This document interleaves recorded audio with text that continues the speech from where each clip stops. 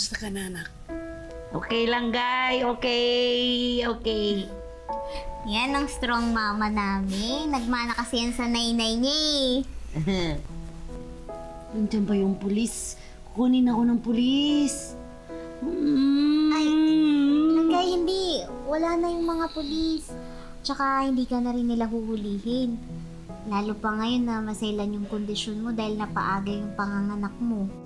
Okay na, baby. Asan si baby? Huwag ka mag-alala. Inaalagaan siya ng mga nurse.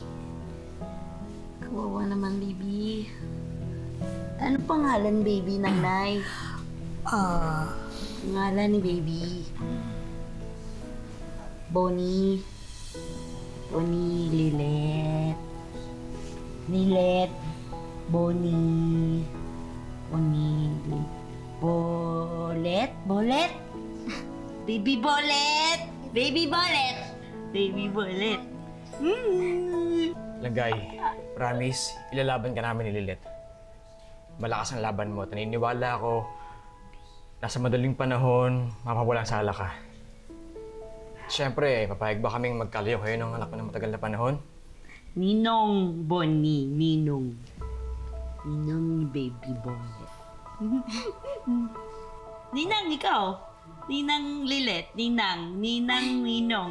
Siyempre, hindi kami papayag na magkalayo kayo ng inaanak namin.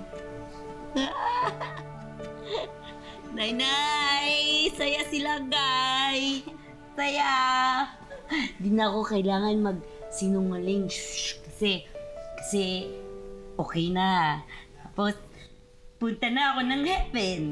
Alam ko kasi pupunta Nay sa heaven eh. Kaya magkasama na tayo. Kasi mabuti kang Nay.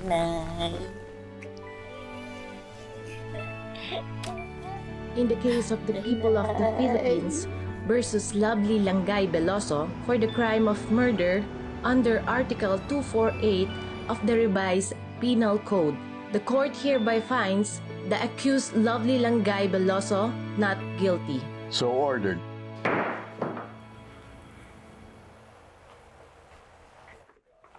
Attorney Mer! Attorney! What is it now?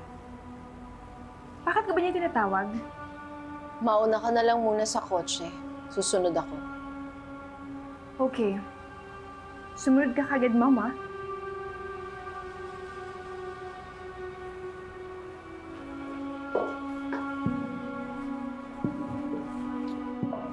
Attorney Matias, ano to?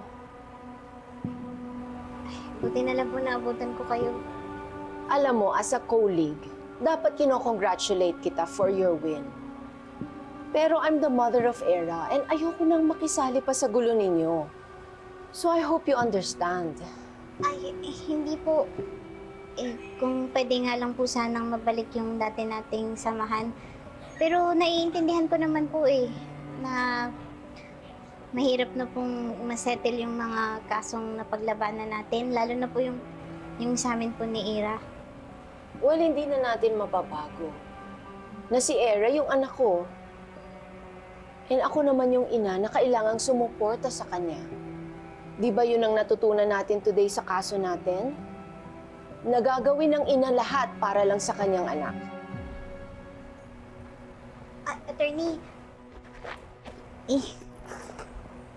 kaya ko po kayo hinabol kasi gusto ko pong ibigay sa inyo to.